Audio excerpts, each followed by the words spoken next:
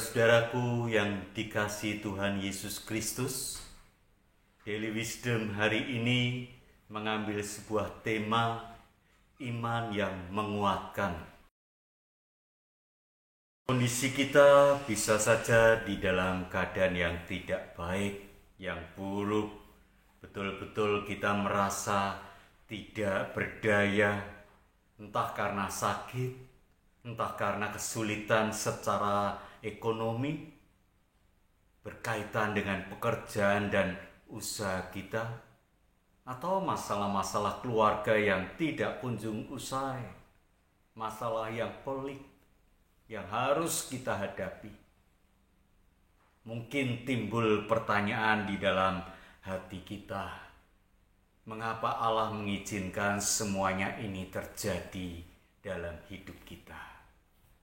Saudara-saudaraku yang dikasihi Tuhan, bukankah dengan mudah kita berpikir kalau Allah itu turun tangan, bertindak, menolong kita? Lukas 5 ayat 17 sampai dengan 26 menceritakan tentang orang-orang yang lumpuh yang disembuhkan oleh Tuhan Yesus. Dari bacaan ini kita belajar dari beberapa tokoh yang ada. Orang yang lumpuh. Orang lumpuh ini tidak berdaya. Dia sangat bergantung teman-temannya. Tapi yang menarik di dalam bacaan kita ini, orang yang lumpuh ini percaya kepada teman-temannya. Berharap kepada teman-temannya untuk keadaan dia. Dia sangat percaya kepada teman-teman yang punya niat baik. Dia pasrah ketika diangkat oleh teman-temannya, diangkut dan diturunkan. Karena bisa saja terjadi ketika kita mengalami kesulitan, ada teman-teman yang mau menolong, mengulurkan tangan, kita menolak. Kita bisa juga curiga, tidak percaya kepada mereka.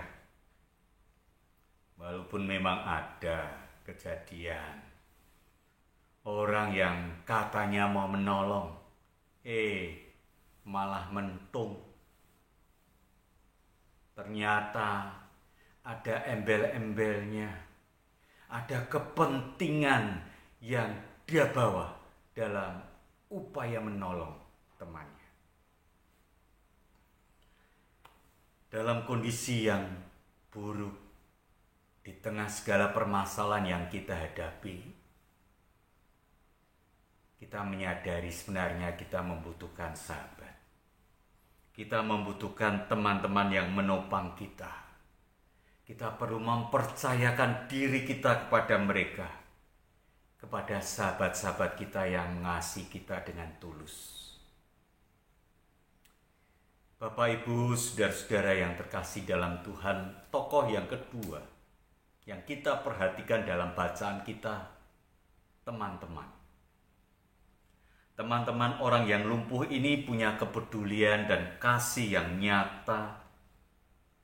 Namun kasih yang nyata itu perlu iman yang nyata dan iman yang bertindak.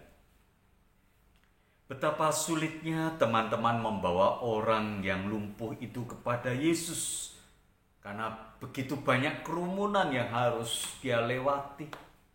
Belum lagi ketika mengangkat dan mencoba menurunkan agar orang lumpuh itu berjumpa dengan Tuhan Yesus. Saat itu teman-teman dari orang yang lumpuh ini bersusah payah membawa orang lumpuh itu melalui atap rumah, di mana mungkin saja mereka membongkar atap dan membawa turun orang lumpuh itu di hadapan Tuhan Yesus. Iman teman-teman ini nyata dan disertai dengan tindakan nyata, walaupun harus menghadapi kesulitan demi kesulitan.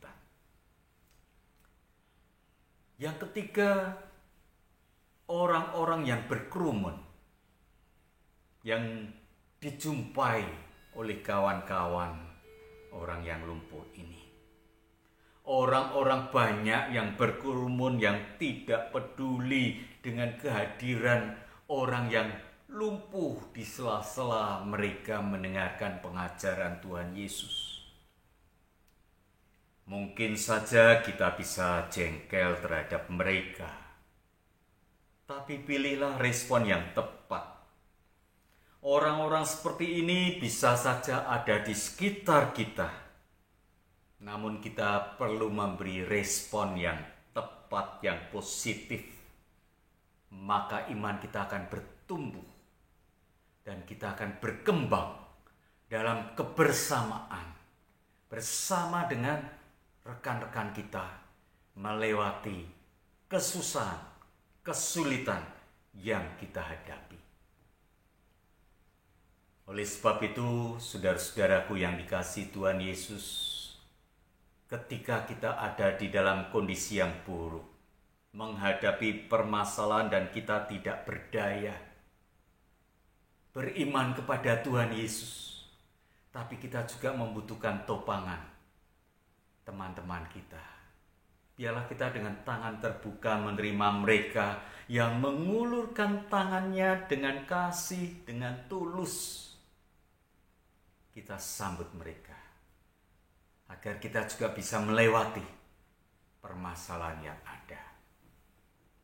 Yang kedua, ketika kita sebagai orang beriman menjumpai orang-orang yang lumpuh, tidak berdaya,